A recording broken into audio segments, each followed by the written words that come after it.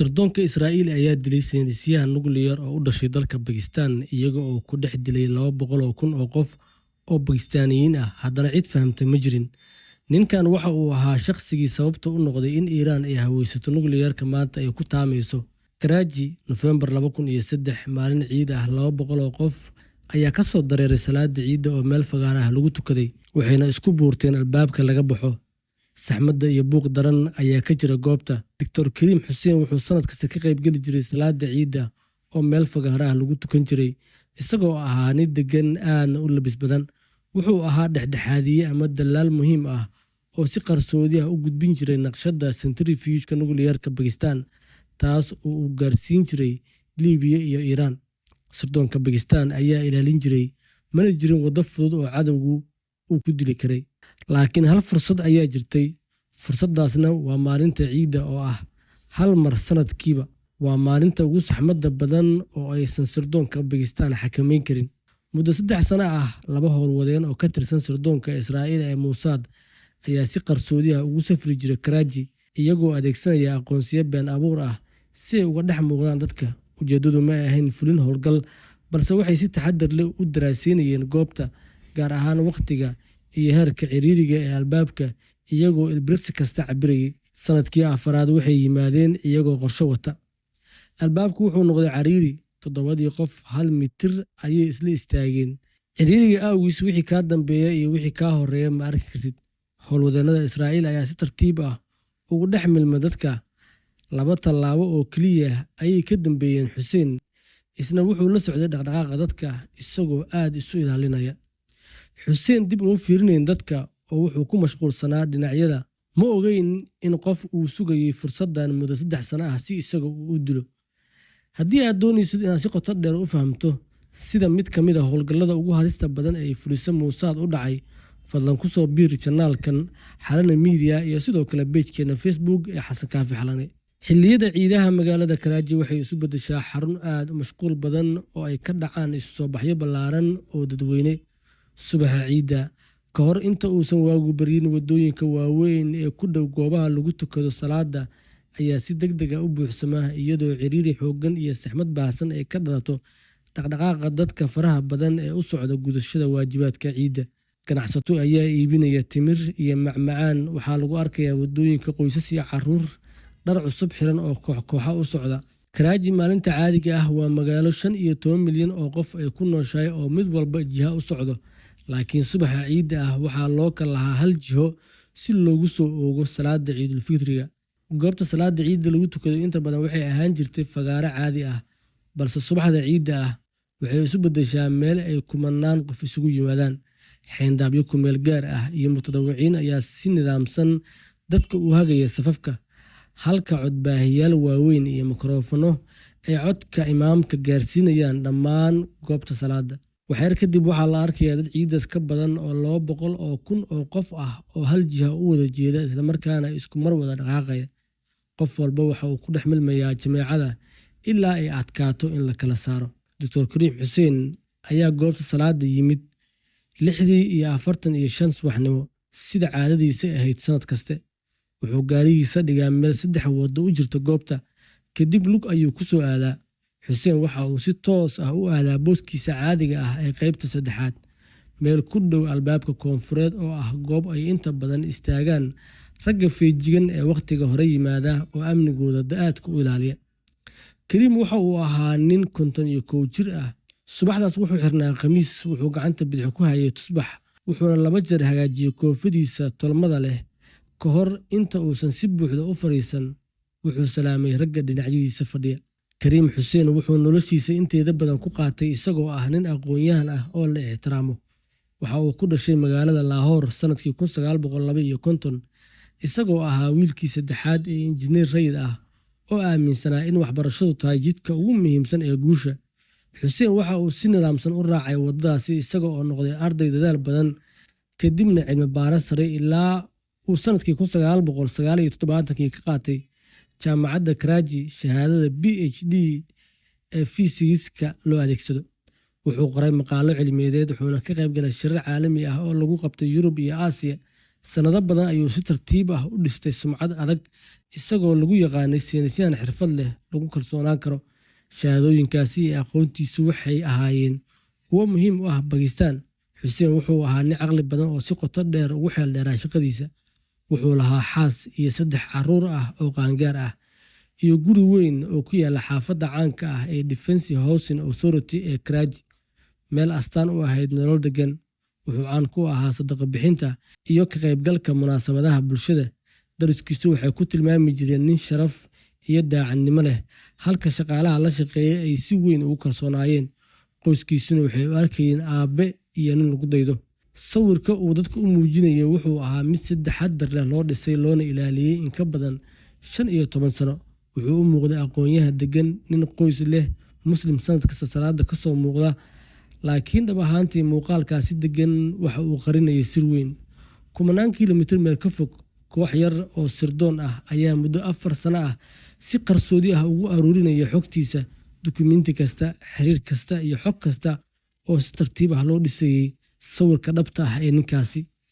Markii xogta la isu geeyey, waxay gaartay heerkii ugu sarreeyay ee sirdoonka Israa'iil, taas oo ugu dambeyn dhalisay howlgal sir ah oo sababay in 2 howlwadeen oo sirdoonka Israa'iil ee Mossad ka mid ah ay goobtan yimaadaan 3 sano oo xiriir ah.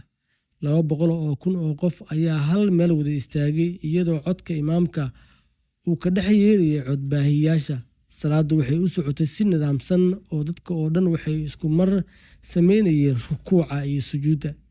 Xuseen waxa uu salaada u gudanayay si deggan oo xirfad leh, sida nin sanado badan ku soo jiray cibaadada.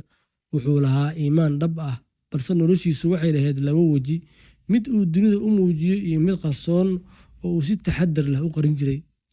Ma uusan ogeyn in ninka fadhiya safka saddexaad ee ka dambeeya uu muddo 3 sano ah si qarsoodi ah u daba socday oo uu ku sugnaa isla goobtan. Waxa uu u arkayay salaad caadi ah, balse dhab ahaantii booska, waqtiga iyo xitaa albaabka koonfureed waxaa si taxaddar leh loogu doortay qorshe sirdoon oo hore loo diyaariyey. Salaadu si deggan ayay u socotay magaalo Xuseen uusan weligiis tegin, iyo xarun sirdoon oo uusan xitaa ogeyn jiritaankeeda.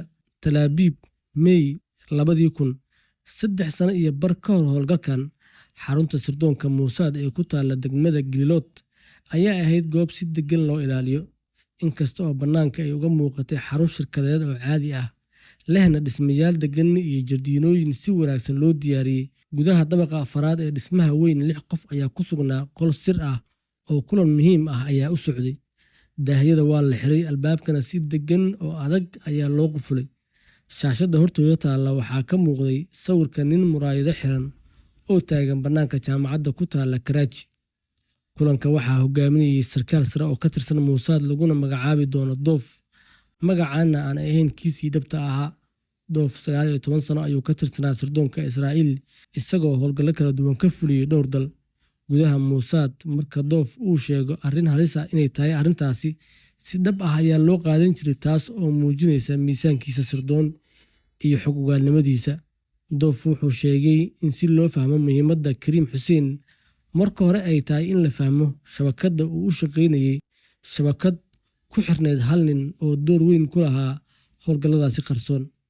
Cabdulqaadir Khan waxaa dad badan u yaqaanaan aabbaha barnaamijka nukliyeerka Bakistaan, halka qaar kalena ay ku tilmaamaan shaqsigii ugu weynaa ee faafiyey tiknoolajiyadda nukliyeerka ee casriga ah.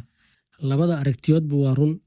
Cabdulqaadir Khan ayaa lagu tilmaamaa maskaxdii dhistay barnaamijka nukliyeerka Bakistaan, kadib markii uu 1970-meeyadii ka helay naqshadda centrifuge-ka warshad uranium oo ku taalla Netherland, halkaas uu ka shaqaynayay. Naqshaddaasi waxay sharaxaysay farsamada lagu sifeeyo uranium-ka si loo gaarsiiyo heer lagu samayn karo hub nukliyeer ah. Khan waxa uu naqshadda nukliyeerka keenay Bakistaan, wuxuuna muddo 10 sano ah ku bixiyey dhismaha barnaamijka kobcinta uranium-ka. Sanadkii 1998, Bakistaan waxa ay si rasmi ah u tijaabisay bam nukliyeer ah, halka Cabdulqaadir Khan uu noqday halyeey qaran oo si weyn loo xushmeeyo. Laakiin Cabdulqaadir Khan halkaasi kuma uusan joogsan.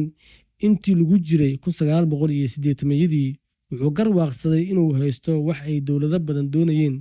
Ma ahayn qalab oo keliya, balse aqoon sir ah oo ku saabsan dhismaha iyo shaqada centrifuge-yada nukliyeerka. Markaas ayuu bilaabay inuu si qarsoodi ah u gudbiyo una iibiyo xogtaasi xasaasiga ah. shabakadda qaan ma ahayn ur rasmi ah balse waxay lahayd xiriir ballaaran oo qarsoodi ah oo ay ku mideysnaayeen ganacsato, dalaaley, maalgeliyaal iyo khubaro farsamo oo ku kala sugnaa in ka badan 30 dal, kuwaas oo isugu hayeen lacago iyo dano wadaag. qaybta centrifuge-ka ayaa si qarsoodi ah loogu wareejin jiray shirkado magac been abuur ah ku leh Malaysia iyo South Africa, halka lacagaha loo marin jiray Dubai iyo Switzerland. Sirdoonka reer galbeedka ayaa sanado badan daba socday shabakadan, iyagoo raaciyay isgaarsiin iyo dhaqdhaqaaqyo maaliyadeed oo ku dhammaanayay shirkado been abuur ah oo dalal kale laga diiwaangeliyey. sanadkii 2000, sirdoonka Israa'iil ayaa helay xog muhiim ah oo muujinaysa in shabakadda nukliyeerka ay si dhab ah u shaqeynayso, isla markaana ay taageero farsamo siisay dalal ay ka mid yihiin Liibiya iyo Iiraan oo cadowga koowaad ee Israa'iil markaasi loo arkay. baaxadda dhabta ah ee xogta la gudbiyey lama ogaanin ilaa sanado badan kadib. si kastaba, kulan sir ah oo ka dhacay Tel Aviv bishii May 2000, Doof waxa uu soo bandhigay natiijada 4 sano oo xog ururin ah, xog ku filnayd in xaaladda loo aqoonsado mid aad u halis badan. doorka Karim Hussein ee shabakadan wuxuu ahaa mid xasaasi ah oo aan si fudud loo dheelsan karin. sida uu sharaxay Doof, caqabadda ugu weyn ma ahayn lacagta ama gudbinta qalabka, balse waxay ahayd hubinta saxnaanta iyo aqoonta farsamo ee tiknoolajiyadda nukliyeerka. dhibaatadu ma ahayn helitaanka naqshadda nukliyeerka oo keliya, balse waxay ahayd in la xaqiijiyo inay sax yihiin oo shaqeynayaan. Liibiya iyo Iiraan waxay u baahnaayeen khubaro hubisa in centrifuge-yada lagu sameynayo naqshadaasi ay si dhab ah u shaqeyn karaan.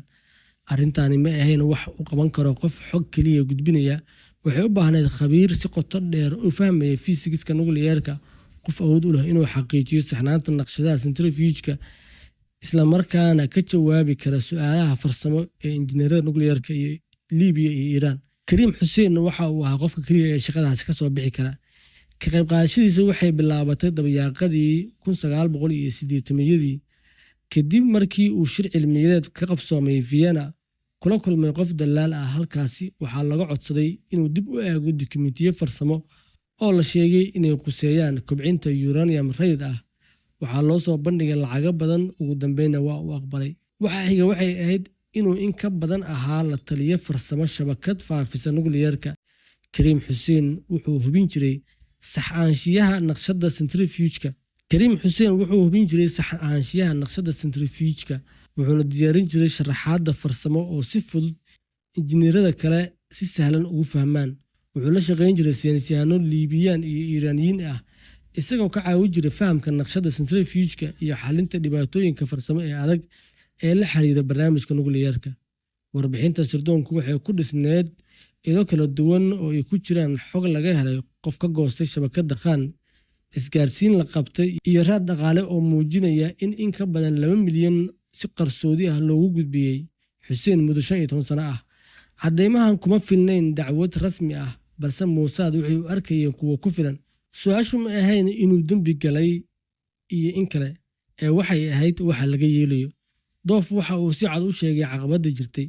Hussein waxa uu ku noolaa goob si adag loo ilaaliyo, dhaqdhaqaaqiisuna ma ahayn kuwo si fudud loo saadaalin karo. sirdoonka Bakistan ee ISI ayaa si dhow u ilaalinayay shabakadda qaan, taas oo ka dhigtay howlgal kasta oo Karachi ka dhaca mid halis weyn ugu jiro inuu fashilmo. ma jirin hab sahlan marka laga reebo hal wado.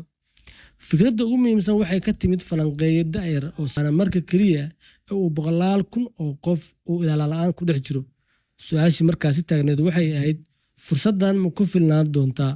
Mossadna ma yeelan kartaa samirka ay ku sugi doonto waqtigaa saxda ah? go'aanka lagu sii ambaqaadiyay howlgalkani wax su'umaadka diimeed ee ugu weyn magaalada Karachi. sidaa darteed, howlgalku wuxuu u baahday ogolaansho ka yimid heerkii ugu sarreeyay ee Look closely at the spectacles. The reflection suggests he is looking at a document. We need to identify who supplied this communication device. arrintaasi waxay dhaawici lahayd xiriirada sirdoon ee gobolka. Bakistaanna waxa ay siin lahayd fursad buunbuunin ah, iyadoo sidoo kale halis gelin lahayd howlgallada mustaqbalka ee koonfurta Aasiya. Doof wuxuu si buuxda u fahmay khataraha howlgalka, balse weli waxa uu ku adkeysanayaa qorshihiisa. horaantii Juun sanadkii 2000 ayaa la bixiyey ogolaansho xadidan oo shuruudo adag leh, kaas oo u ogolaanaya 2 howlwadeen inay u safraan Karachi oo ah magaalada uu ku sugan yahay Hussein Khan si ay uga qayb galaan salaada Ciidul Fitriga.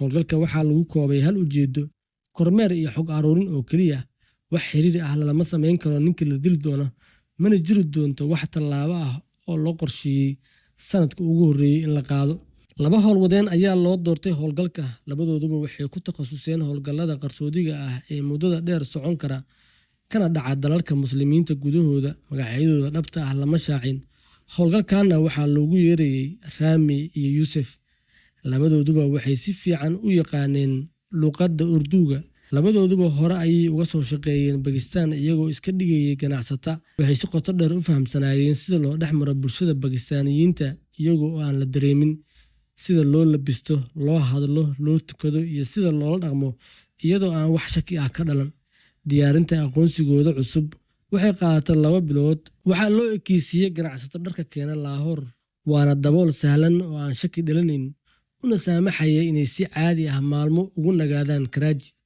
aqoonsigooda waxaa ku jira kaararka ganacsiga shirkado diiwaan gashan xafiis la kireeyay oo Lahore ku yaala iyo taariikh safarro hore oo lagu daray nidaamyada safarka si ay uga muuqdaan mid dhab ah labada howlwadeen waxa ay ugu safreen Karachi si kala gooni ah si aysan shaki u dhalin Rami wuxuu yimid 4 maalmood ka hor ciida isagoo ka yimid Islamabad Yusufna waxa uu yimid 2 maalmood kadib isagoo ka yimid Dubai baasaboor kalena wata garoonka diyaaradaha iskuma aysan salaamin si aan shaki u dhalan sidoo kale hal hotel ma wada degin xiriirkoodana waxa ay ku maamuli jireen habab qarsoodi ah oo aan raad reebin Karachi waxay ahayd magaalo buuq badan oo mashquul ah labadii nin waxay si aamusnaan iyo taxaddar leh uga dhex socdeen magaalada iyagoo isku dayay inay cidna dareemin 4 maalmood ee saacada ka horeysay howlwadeennadu waxay si qarsoodi ah u daraasinayeen goobta waxay yimaadeen waqtiyo kala duwan iyagoo ka soo galay jihooyin kala duwan mar kastana bedelaya dharkooda iyo muuqaalkooda si aan loo fahmin waxay si taxaddar leh u kormeereen dhammaan hareeraha goobta iyagoo aqoonsaday 4 albaab wadooyinka ugu dhow meelaha ciriirigu sida joogtada uga sameysmo gaar ahaan dhinaca koonfureed ee salaada markii salaadu dhamaatay oo dadkii wada istaageen Rami iyo Yusuf waxay si degan ula dhaqaaqeen qulqulka dadka iyagoo wali si dhow ula socda dhaqdhaqaaqa Xuseen albaabka koonfureed ayaa noqday meesha ugu mashquulka badan wax ka yar 90 ilbiriqsi ciriiriga dadka ayaa gaaray heer aad u sareeya Rami wuxuu si taxaddar leh u kormeeray xaaladda ujeedadiisuna ma ahayn oo kaliya inuu la socdo Xuseen balse sidoo kale inuu fahmo dhaqdhaqaaqa iyo habdhaqanka dadka ku sugan goobta su'aasha ugu weyn waxay ahayd goorma ayuu qofku luminayaa xakamaynta kana mid noqonayaa qulqulka dadweynaha oo aan la joojin karin wuxuu si dhow ula socday dhaqdhaqaaqa dadka isagoo diiradda saaraya daqiiqada ay dadku luminayaan xakamaynta dhaqdhaqaaqooda oo ay aad isu buuranayaan iyagoo hal jiho u wada socda Xuseen waxa uu raacay dadka qulqulayay isagoo aan doorasho kala lahayn ciriiriga daran awgiis lama istaagi karin lama jeesan karin iyadoo dadka gadaal ka imaanaya ay si joogto ah ku riixayaan Rami iyo Yusuf waxay ka baxeen albaabo kala duwan subaxii xigtay waxay ku kulmeen hotel aan midkood deganayn iyagoo u muuqda 2 ganacsado oo si kaliis ah isu arkay wada hadalkooda wuxuu qaatay 11 daqiiqo qof kasta oo dhageysanaya wuxuu u maleyn lahaa inay ka hadlayaan qiimaha dharka laakiin waxay ka hadlayeen albaabka koonfureed heerka ciriiriga waqtiga ugu habboon dhaqanka dadka buuqa iyo kuleelka iyo sida qof walba uu diiradda u saarayo waxay si buuxda u fahmeen goobta waqtiga ku habboon iyo dhaqanka ninka ay raadinayeen iyagoo sidoo kale daraasiyey sida ay dadku u dhaqmaan marka ciriirigu gaaro heerka ugu sarreeya laakiin waxa ay ku wareereen waxa uu ahaa habka saxda ah ee howlgalka looga dhigi karo mid u muuqda dhacdo caadi ah oo ka dhalatay ciriiriga dadka arrintaasi waxay u baahneed waqti dheer kormeer dheeraad ah ugu yaraan 1 sano oo kale toddobaadkii xiga Doof waxa uu helay warbixinta howlgalka isagoo si taxaddar leh u qiimeeyay xogta la aruuriyay ugu dambeyn waxa uu go'aamiyey in howlgalka uu si socdo balse weli lagu ekaado kormeer iyo xog ururin kale kadib wuxuu xiray faylka wuxuuna ku qoray jadwalkiisa gaarka ah hal qoraal kaasoo ahaa sug 1 sano sanadkii labaad wuxuu ku bilaabmay sidii kii hore sugitaan iyo diyaargarow Rami iyo Yusuf waxay ku noqdeen Karachi markii ay soo dhawaatay Ciidul Fitriga sanadkii 2001 bishii December wax walba sidii hore ayay ahaayeen isla aqoonsi habraacyo isla qorshe markii Rami uu arkay Xuseen labadan ayaa socday ku dhawaad 2 daqiiqo isagoo oo bilaawday wax ka yar dhamaadka salaada ciriiriga ayaa gaaray meel aad uga sareysa iyadoo 7 ilaa 8 qof ay 1 mitir isla istaagayeen muddo 140 ilbiriqsi ah qofka dhex jooga ciriirigan wax xakamayn ah ma lahan. Ma jeesan karo, ma istaagi karo, ma gaabin karo. Keliya waxa uu u socdaa si dadka caadiga ah ay gadaal uga riixayaan. Taasoo u dhigan ama sheegaysa in haddii Xuseen la damco labadaas daqiiqo looga takhalusi karo. Buuqa ka dhashay dhaqdhaqaaqa 200,000 oo qof ayaa ahaa mid aad u xooggan, taasoo ka dhigan in wax kasta oo ka dhaca meel gaar ah aan laga maqli karin meel dhowr mitir ka fog. Macluumaadkani wuxuu bedelay qorshaha. Subaxdii xigtay, Rami wuxuu gudbiyey warbixino muujinaysa in waqtiga ciriiriga ugu sarreeya uu yahay mid dhab ah, isla markaana buuqa iyo cadaadiska goobta ka dhigi karaan dhacdo kasta mid si fudud ugu muuqata shil caadi ah. Haddaba waxa loo baahnaa waxay ahayd hab si qarsoodi ah loogu fudin karo inta ciriiriga lagu jiro, iyadoo aan wax qalab ah la isticmaalin ama wax raad ah laga tegin. Howlgalku wuxuu ahaa inuu ku dhammaado ilbiriqsiyo gudahood, una ekaado dhaawac ka dhashay ciriiriga dadka, taas oo ula jeedaan in markii hadhow kiiska la baaro dilka markuu dhaca kadib loo qaato ninkan in isbuurasho uu ku dhintay ee aan la dilin, si iyaga aan loo baarin, loo dabagelin, sidoo kalena aan loo qaban inta aysan waddanka ka bixin. Waxaa jiray hal farsamo oo buuxin karta shuruudahaasi. Waxay ahayd farsamo si aad ah loo qorsheeyey oo bartilmaameedkeeda lagu fulin karo ilbiriqsiyo gudahood, iyadoo aan raad muuqda la reebin. Calaamadaha jirka ee ka soo harayana waxay u ekaanayaan dhaawac ka dhashay ciriiriga dadweynaha. Dhanka baaritaanka, habka loo fuliyey wuxuu ahaa mid aad u qarsoon oo aan wax raad ah heli karin. Rami wuxuu qaatay 4 bilood oo tababar adag ah, iyadoo howlgalku uusan ku xirnayn xoog, balse uu ku salaysnaa feejignaan iyo xirfad gaar ah, agal sax ah, waqti ku habboon iyo dhaqdhaqaaq si taxaddar leh loo qorsheeyey.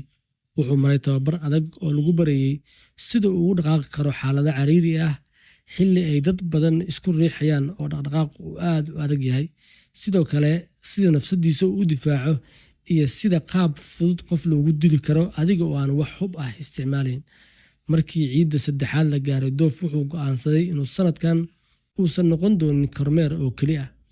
Sanadkii saddexaad ee howlgalka, bishii Noofembar 2002, Rami waxa uu si ula kac ah ugu dhex milmay qulqulka dadka si uu ugu dhowaado Xuseen. Ujeedadiisu ma ahayn inuu tallaabo qaado, balse waxay ahayd inuu si sax ah u barto booska iyo waqtiga ku habboon xilliga ciriirigu gaaro heerka ugu sarreeya.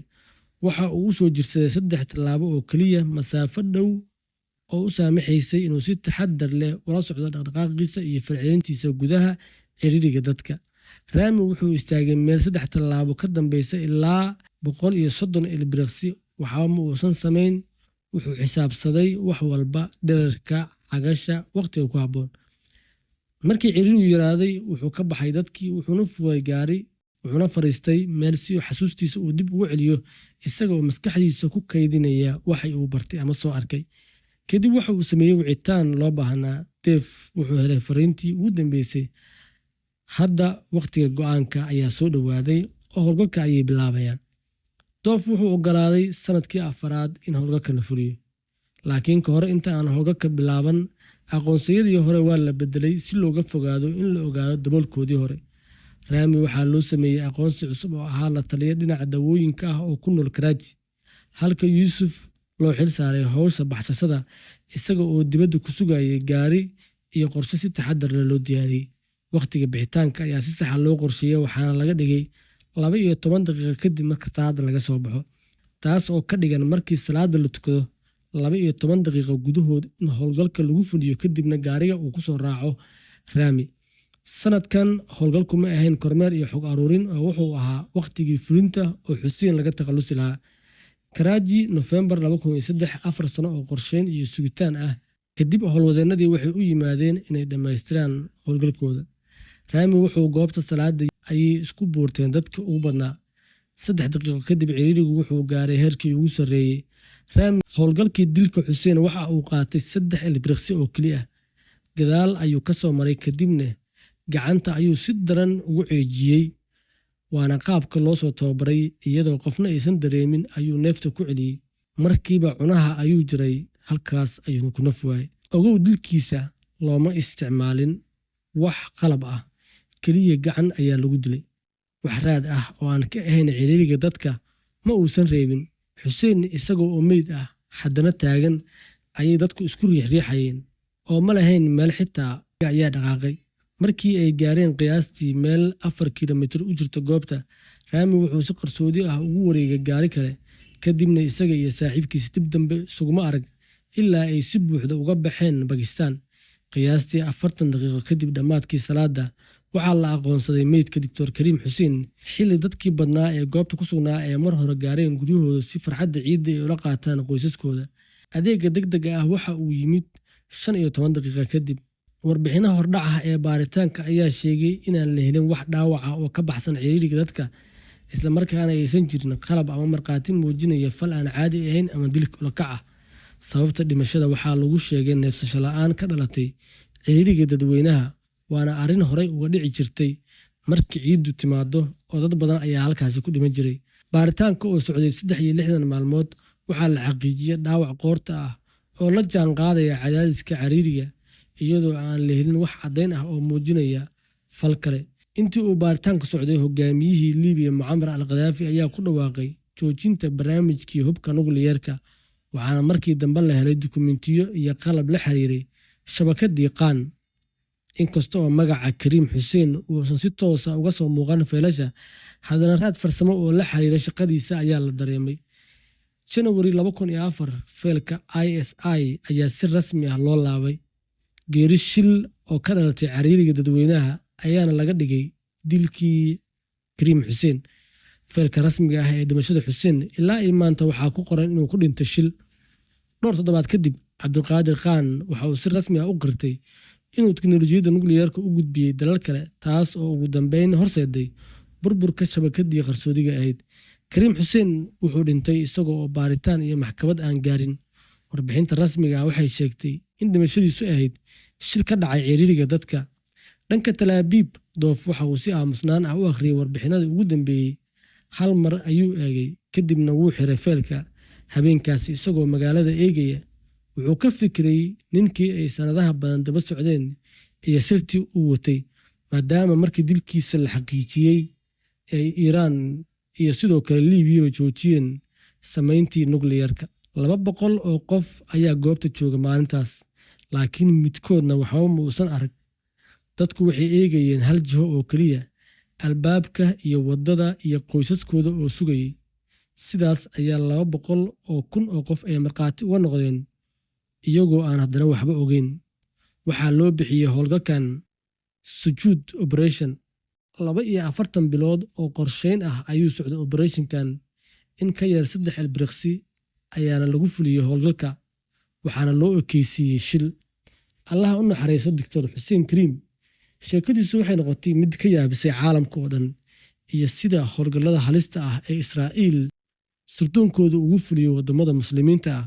Xuseen Kariim haddii uu noolaan lahaa, waxaa laga yaabi lahaa mar hore in Liibiya iyo sidoo kale Iiraanba ay samaysan lahaayeen nukliyeerka. Haddii halkan aad nala soo gaartay, waxay caddeynaysaa inaad xiiseynaysid muuqaalada sirdoonka iyo la xiriira. Fadlan janaalkan waa janaalkaadi, subscribe dhoo oo furo gambaleelka rukumo si mar walba muuqaaladeena ay kuu soo gaaraan. Waa mahadsantahay.